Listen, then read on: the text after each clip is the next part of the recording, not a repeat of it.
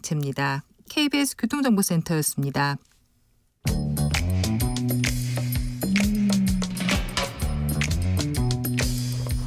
오늘의 정치권 상황 깔끔하게 정리해드립니다. 여당 야당 크로스 최가박과 함께 최가박당. 여야 최고의 파트너입니다. 최영두 국민의힘 의원 오셨습니다. 어서 오세요. 네, 안녕하십니까. 박성준 더불어민주당 의원 오셨습니다. 네, 안녕하세요. 네. 요즘 국회 바쁘시죠? 네네. 네.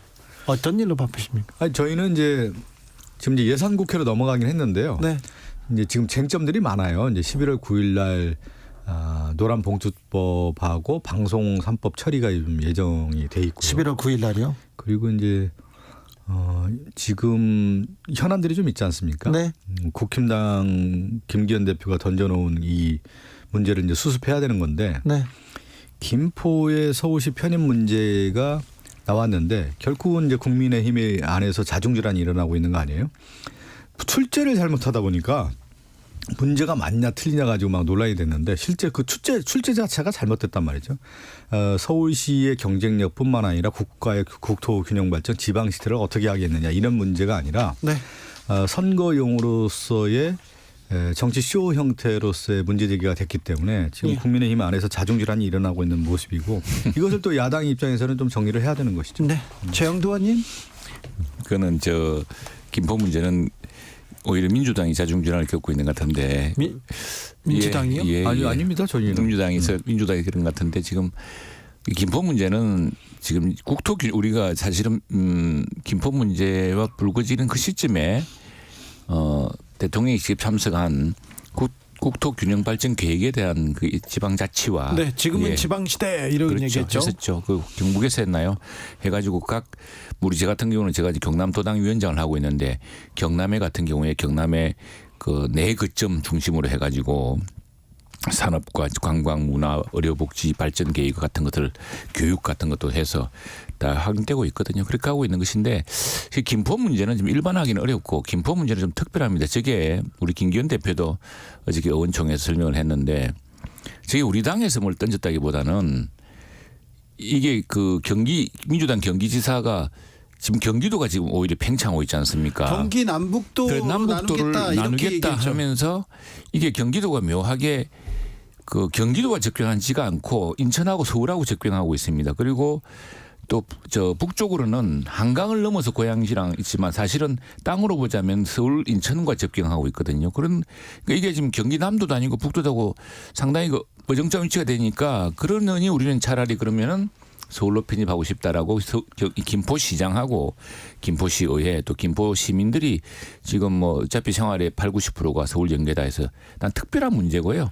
이거는 지역민들이 강렬한 요구하든가 이게 없으면은 나중에 주민투표로 결정될 문제이기 때문에 정치권에서 함부로 이야기할 수 있는 사안은 아닙니다. 함부로 얘기를 하고 있잖아요, 김기현 대표가. 아니 그러니까 김포 시민의 제가 얘기를 김포 드리잖아요. 시민들의 그 뜻에 이제 그러니까 뭐냐면 거죠. 그 집권당의 당 대표 정도 되면은 사안의 엄중함이라고 할까요? 이런 문제에 대한 어떤 절차적 과정이라든가 그 과정에 대한 설명이라든가 그러면 어떻게 하겠다는 로드맵이라든가 이런 것이 구체적으로 나와야 되는데 지금 이번에 국회 운영위원회 과정에서 대통령 비서실의 답변 들어보십시오. 김포 편입 구성과 관련해서 당과 사전 협의한 적도 없다. 이런 중대 사안을 대통령실과 협의도 안 하고 그냥 그 김기현 대표가 지금 얘기 들어보니까 국민의힘에 있는 의원들을 누구하고도 상의해 본 적이 없다는 거 아니겠습니까? 그냥 어느 날 갑자기 그냥 던진 거 아니겠어요? 이렇게 정치를 김포에 가서 지금 김포 골드라인의 그 과밀 문제 이런 건 굉장히 심각하지 않았습니까? 그리고 이 와도는 민주당 경기지사 같은 짓인 거예요. 경기 남북도 분할 때문에 시작된 이야기입니다. 아니 최영두 의원님 그건 솔직하셔야 돼요. 김기현 대표가 이거 제대로 못해가지고 지금 폭탄 던져 나왔으니까 국민의힘 안에서 계속 지금 질타 받고 있는 거 아니겠어요? 어떻게 하려고 그러는지 모르겠어요. 국가 중요한 정책과 관련돼서 집권당 대표가 이렇게 던지듯이 그냥 무슨 뭐 누구에게 그냥 쉽게 무슨 선심성으로 하듯이 이런 정책을 한다라는 것 자체가 이건 뭐 책임지지 않는 모습이 그대로 드러나는 것이죠. 선심성이 아니고 지금 저희도 이제 경남 같은 경우에 지금 윤석열 정부 들어서 경남의 우주항공청 문제 또 부산은 산업은행 부산 이전 이런 걸로 해서 지방에 그러니까 수도권 일극화 시대에 갈수록 심해지는 일극화에 균형을 맞출 수 있는 다극. 근데 지방 균형, 뭐 지방 발전하고 예. 메가 서울하고는 좀 반대 개념 아닙니까? 메가 서울이 아니고 김포 서울 편입의 문제인데요. 이게 지금 아마 수도권 내부 과밀한 수도권 내부의 경기도와 서울의 문제가 되어서 그런 것 같은데 지금 그러다 보니까 이제 그 서울 같은 경우는 오히려 수도의 면적으로 치면은 인구라든가 등을 볼 때 주요 도시가 작다 뭐 이런 이야기 나오고 하는데 그건 뭐 서울과 경기도의 특수한 문제고요. 특히 경기도의 남북의 문제고 지금 우리 경남과 이제 부산의 경우에는 경남은 우주항공청, 부산은 산업은행을 민주당 부산 의원들도 다 찬성하고 민주당도 선거 때마다 공약했는데 정작 진행을 하지 않고 있어요. 그렇죠. 그 같으면 산업은행을 부산으로 못 옮길 것 같으면은 이전에 그보다 더 중요한 국민연금의 그 자산 운용을 하는 엄청난 그걸 또 전주로 옮기지 않았습니까? 그걸 해서 국토 균형 발전을 이루어야죠. 그걸 집중하는 것이 우리 당의 정책이고요. 네. 저 문제는 좀 민주당이 수도권에서 좀 당혹스러워 가지고 자꾸 경강부회를 하고 있는데 그게 아니라 지금 이제 뭐 진실이 김포 드러납니다. 관련된 얘기 하다 보니까 이제 메가 서울 얘기 나오고 또 메가 서울 하다 보니까 이게 이미 서울이 메가시티인데 뭘 하냐 국토 균형 발전에 맞지 않다라고 하는 것이 이제 질타가 쏟아지니까 갑자기 논리적인 설명이 좀 안 되고 있어요. 지금 국민의힘 의원들도 그 얘기 하잖아요. 메가시티라고 하는 부분에 있어서는 지방 발전을 위해서 그것이 필요한 건데 오히려 서울에 그러한 메가 서울로 했을 경우에 지방이 소외될 수밖에 없는 구조라고 하는 것을 계속 얘기하고 있지 않습니까? 그리고 메가시티라는 것은 민주당에서 먼저 제기를 했어요. 부울경 메가시티를 얘기한 거죠. 지역의 발전을 위해서는 부울경 메가시티가 필요하다는 얘기를 했던 건데 지금 엉뚱하게 지금 메가 서울로 가다 보니까 메가 서울에 도대체 어떤 개념으로 이 얘기를 했는지도 모르고 지금 얘기하고 있는 거 아니에요?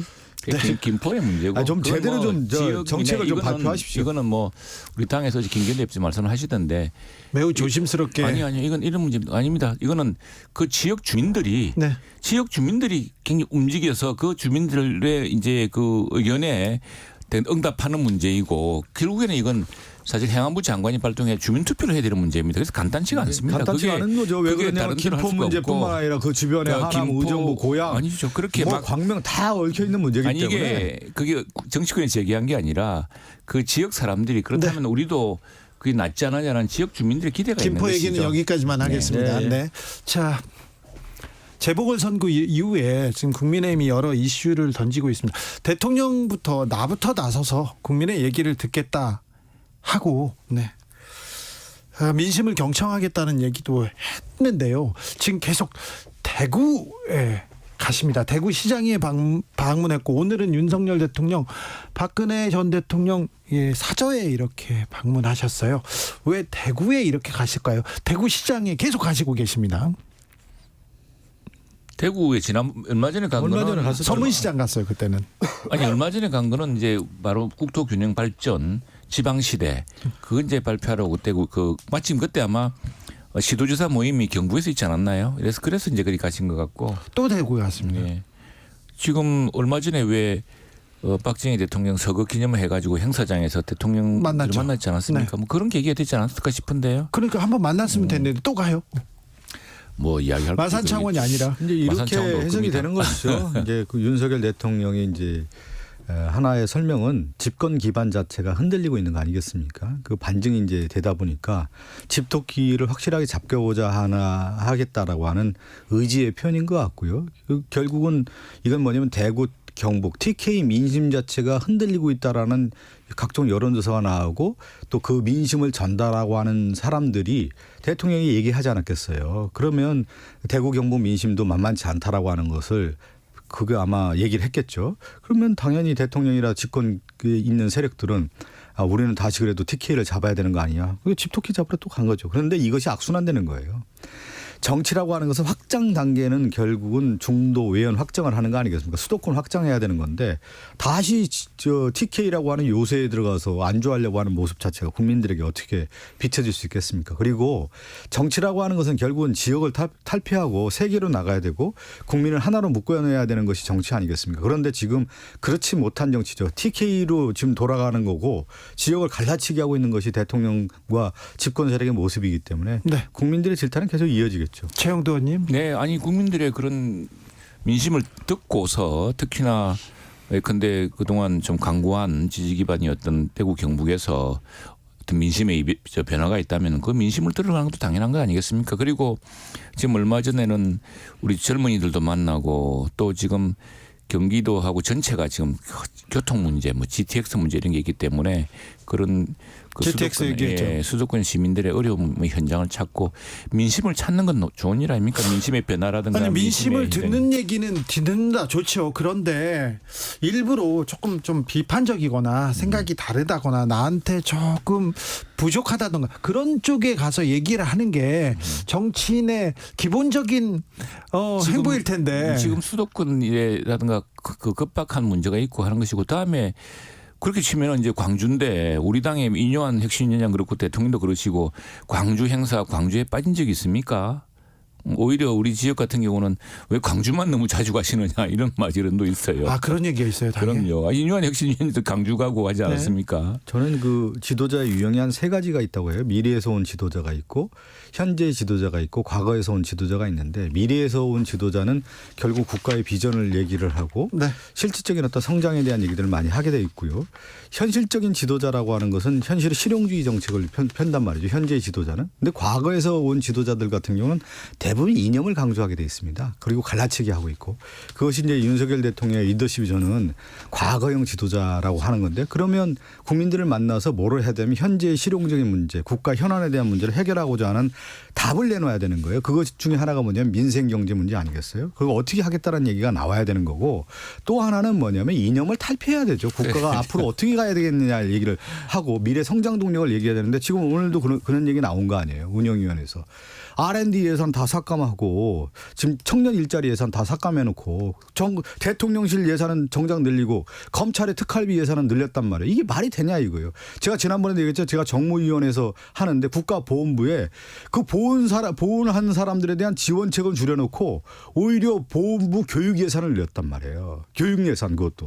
그러니까 이런 정책을 가지고는 도대체 국가 운영을 할 수 있는 전체적인 비전이 안 보이기 때문에 제가 그런 분들을 만나서 얘기를 들어야 되는 거예요. TK 가서 무슨 얘기를 듣겠어요. 잘한다고 하면 얘기 듣겠죠.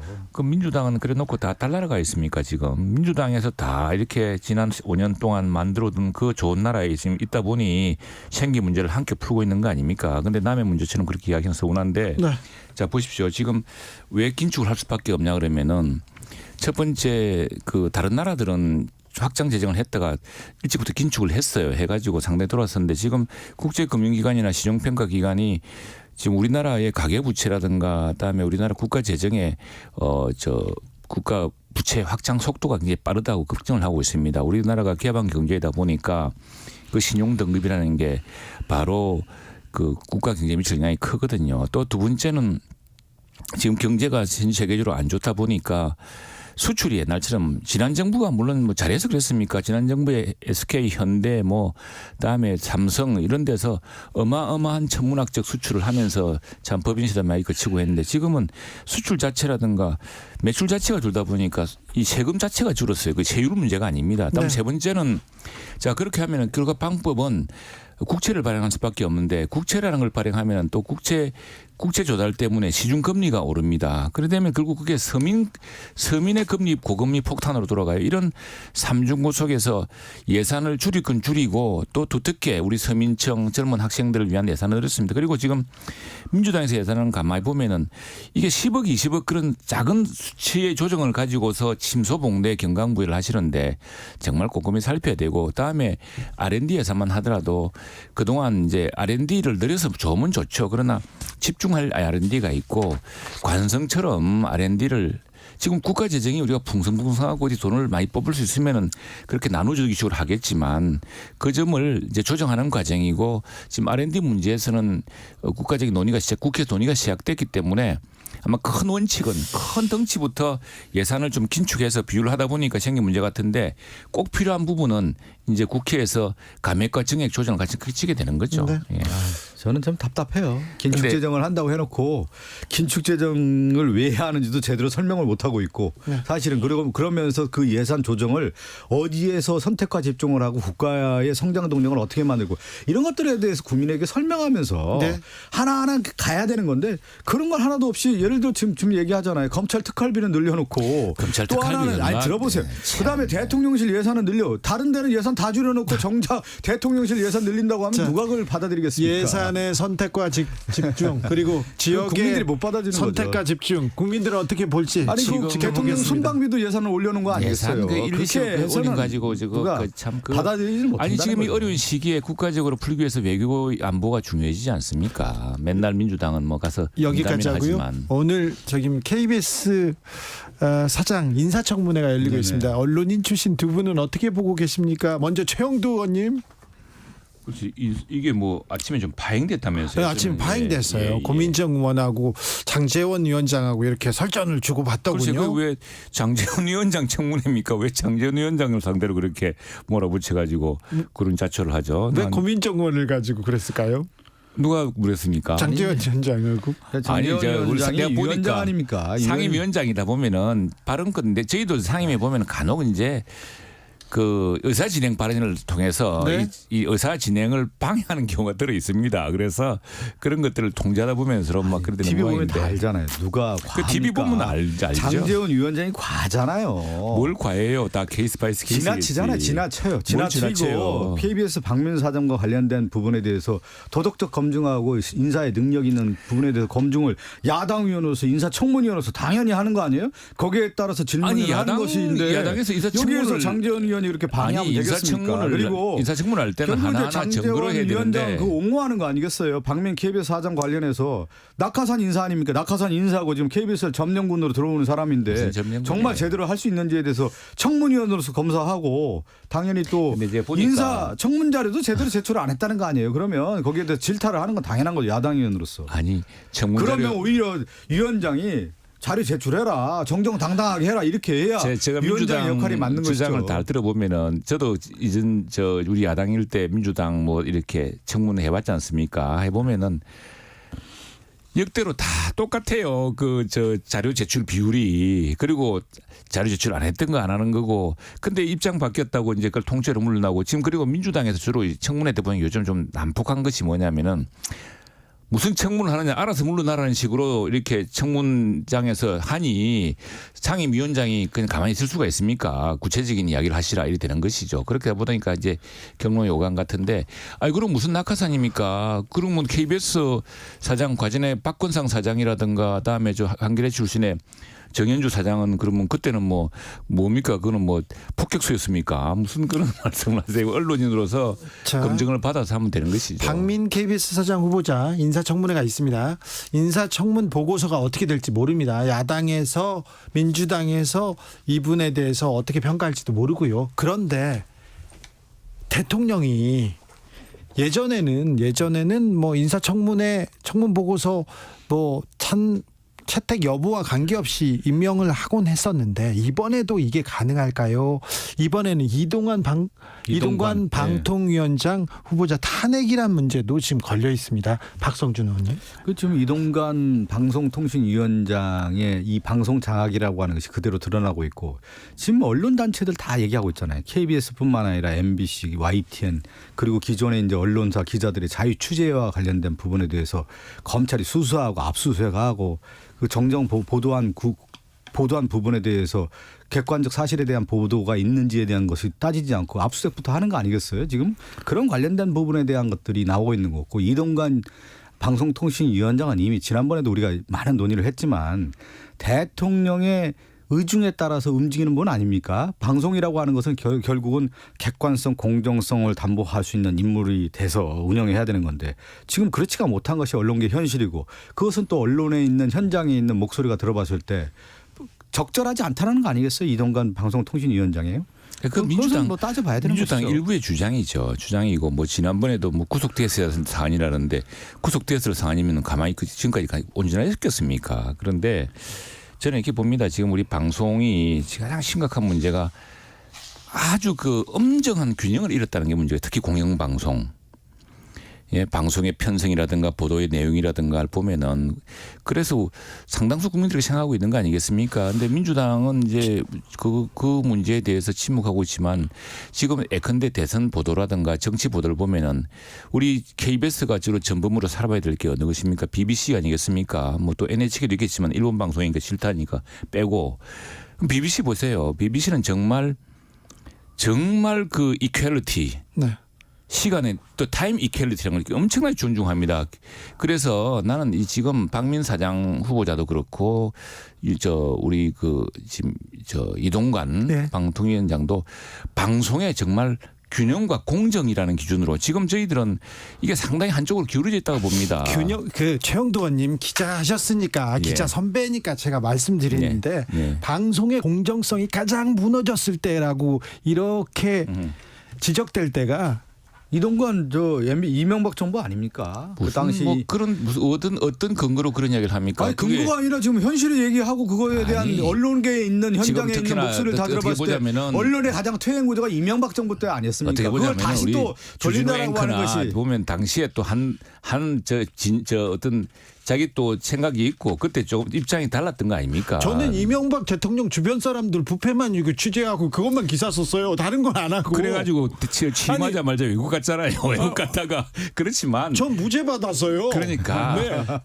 법정에서 그런 네. 문제를 언론이 할 수 있는 역할에 대해서는 네. 다 인정하는 것이고 지금 그런데 그렇게 그 당시 기억만 가지고 그리고 이동관 기억만 가지고 한다는 게 아니죠. 이동관 수석 시절에 지금 뭐 방송이 다양화돼가 지금 종편이 지금 지상포보다 더 나은 콘텐츠 만들고 안 그럽니까? 제가 이명박 정부 시절에 그리고 또 제가 하나만 더 할게요. 이야기. 제가 언론사에 있는 사람들은 다 기억하고 있지 않습니까? 현실적으로도 그렇고 이 보도 논평에서의 그 엄정성, 중립성 문제가 네. 많이 무너졌습니다. 이 주진우 BBC의 선거법 정치 보도 준칙을 보면은요. 철저한 타임 이퀄리티입니다. 철저한 타임 이퀄리티. 우리 지킵니까? 이전에 뭐 대선 앞두고서 그 윤석열 검사가 뭐 커피 타줬다고 확인도 안 된 보도를 몇 곡 지나는 그러면서 제대로 된 반론이 내줬습니까? 저희는 커피 얘기들 하지도 않았고요. 타임 이퀄리티를 얘기하는데 제가 주진우 라이브에서 시간을 한번 재보시죠. 최영두 의원이 저보다 훨씬 많이 하고 있어요. 꼭 그렇지만은 않습니다. 박성준 의원이 말이 많기 때문에 말을 잘하시기 때문에 훨씬 고상하게 이야기하려고 그래. 똑같은 수준으로 이야기하지 않고. 자, 저희는 공정을 타임 이퀄리티. 공정을 시간을 딱 추구합니다. 자, 재보궐선거 이후에 정치 이슈를요, 정치 뉴스를 지금 국민의힘이 선점하고 있다 봐도 될 것 같습니다. 혁신위원장 나오고요. 그다음에 계속해서 뉴스가 국민의힘 발 뉴스가 나오고 있습니다. 자, 그런데요, 그중에 이뇨한 위원장이 계속 뉴스를 만드는데 오늘은 김종인 전 비대위원장을 만났더라고요. 그러면서 환자한테 지금 얘기는 잘 하고 있다. 그런데 환자가 약을 먹어야 되는데 약을 먹을까 그렇게 얘기하던데 어떻게 들으셨습니까, 최영도 의원님? 그 환자가 누구예요? 그러니까요. 이준석 전 대표도 환자는 서울에 있다 이렇게 얘기하던데. 아무튼 제가 처음에 이야기하지 않았습니까? 우리 박성준 의원은 폄훼했지만 뭐 그 결국 민주당의 그 암흑의 혁신이 비슷해질 것처럼 이야기했지만 어쨌든 화제를 일으키고 있지 않습니까? 저는 그때 이야기했어요. 이게 우리 만성적으로 안 되던 한국 축구를 변화시켰던 히딩크 비슷한 변화의 혁신 경쟁을 가져올 것이다. 어쨌거나 뭐 엄청난 주제들을 지금 던지고 있고 언론의 관심과 혁신에 대한 어떤 새로운 바람을 불러일으키고 있지 않습니까? 아닙니까? 아니 저는 이제 혁신을 할 때 그 혁신의 대상이 누구냐를 봐야 되는 거잖아요. 그러면 이뇨한 위원장이 왜 혁신위원장이 됐어요? 그걸 이뇨한 위원장이 잊어버리면 안 되는 것이죠. 윤석열 정권 1년 6개월 동안 들어와 봤더니 국정원 폭정을 하고 있고 민생경제 파탄 나고 있고 누구도 책임지지 않고 그래서 국민들이 바라볼 때 이거 도저히 되지 않는다라고 날카로운 비판을 했던 거 아니겠습니까? 재보궐선거에서 그 재보궐선거에 나왔고 그러다 보니까 김기현 대표가 살아남기 위해서 혁신위원을 띄웠지 않습니까? 그러면 혁신위원장이 됐을 경우에 그러면 혁신의 대상이 도대체 누구냐? 그러면 봤을 때 그 책임지는 사람이 윤석열 대통령하고 여당의 지도부 아닙니까? 근데 윤석열 대통령과 여당의 지도부는 혁신의 대상에 제외되고 오히려 혁신의 대상이 이준석으로 좀 포커스를 맞춘 거 아니에요. 오히려 홍준표를 맞추고 그랬을 경우에 도대체 혁신위원회 길이 어디예요? 길 자체가 거꾸로 가고 있는 거 아니에요? 혁신이 아니라 그 껴안을 내고 이제 하고 있는 거죠. 뭐 그래서 왜 거기서부터 출발하느냐 이거예요. 그거 자체가 혁신의 출발을 초점을 정확하게 맞췄어야 되는 외인을 것이죠. 넓히려고 왜 하는 책임을 것이죠. 다른 쪽으로 돌리고 있고 시선을 돌릴 쪽으로 이고 있는데 지금은 왜 큰 화제를 불러일으키고 있잖아요. 자, 지금은 이준석 신당, 제3신당 얘기가 지금 가시화되는 것 같고 속도를 내고 있다 그렇게 하던데 이렇게 얘기하다가 이준석 전 대표하고 국민의힘하고 손을 딱 잡으면 어떻게 됩니까? 그럴 수는 없을 것 같죠. 왜 그렇진 그러냐면 이제 않습니까? 그렇게 될 수도 없는 거고 이제 방향성은 워낙 다르기 때문에 이준석 전 대표가 정당을 창당한다고 하면 정당의 창당의 명분이 있어야 되는 거잖아요. 그 명분은 뭐냐면 출발이 거기서 나오는 거 아니겠어요? 윤석열 대통령을 만들었더니 윤석열 대통령이 보수의 가야 할 길을 벗어나서 간다. 그래서 진정한 보수는 이준석이다. 이렇게 선을 긋지 않겠습니까? 대구 그렇기 가서 때문에 이준석 전 대표가 그리고 또 비슷한 하나는 취지 뭐냐면 이런 얘기했습니다. 거예요. 윤석열 대통령이 다시 대구를 찾아가는 건 뭐냐면 이준석 대표가 그런 얘기를 하잖아요. 대구 TK 그 비만 고양이만 만들어가지고 이게 어떻게 되겠느냐. 대구에서 그건 뭐냐면 얘기했습니다. 이준석은 자기가 고양이가 아니라 내가 호랑이가 돼서 TK를 대표하고 보수를 대표하는 정치인으로서 가겠다라고 선언하는 거 아니에요. 그러면 앞으로 보수의 분열이라고 하는 것은 그런 것이죠. 차기와 차기 대권에 대한 로드맵에 대한 거와 그다음에 보수의 기치를 누가 드냐에 대한 싸움인데 지금은 이준석은 윤석열 대통령과 국민의힘의 지도부는 가짜 보수라고 하는 것을 선언하는 계기가 되는 것이죠. 이것은. 자, 재영도 시간 드려야 됩니다. 재영도 의원님. 근데 이제 이 문제는 그냥 우리 당뿐 아니라 지금 양향자 의원 또 금태섭 전 의원 또 민주당 내에서도 뭐 새로운 신당설이 나오고 있지 않습니까? 이게 이제 이유가 나는 두 가지로 봅니다. 이런 이 양상이 정말 신당으로 갈 것인가 안 갈 것인가는 사실은 그 지금에 하는 말보다는 그 선거법이 어떻게 마무리 지어지느냐. 선거법이. 선거 룰은 언제 결정돼요? 선거법이 지금 지쟁점이 그겁니다. 47석인 비례대표를 늘리기는 어려울 것 같고 그럼 47석이 비례대표를 어떻게 배분할 것이냐. 지금 현행의 법은 이제 서로 합의를 하지 못하면은 전부 연동형으로 가게 되어 있습니다. 다음에 예. 선거법이 다음에 어떻게 되는지에 대한 부분을 그렇죠. 해석을 한번 저희들이 한번 얘기 저도 좀 다음 드릴게요. 시간에 하겠습니다. 네, 다음에 그것 때문에 한번 이제 드리겠어요. 전부 신당 이야기를 하고 네. 있는 거예요. 그렇게 되면 3%만 넘었으면은 그렇죠. 비례를 한 9석씩 받을 수 있거든요. 네. 근데 그걸 이제 노리고서를 하는 이야기인데 선거법 결말에 따라서 최영두, 예. 박성준 두 분 감사합니다. 네, 감사합니다. 손잡-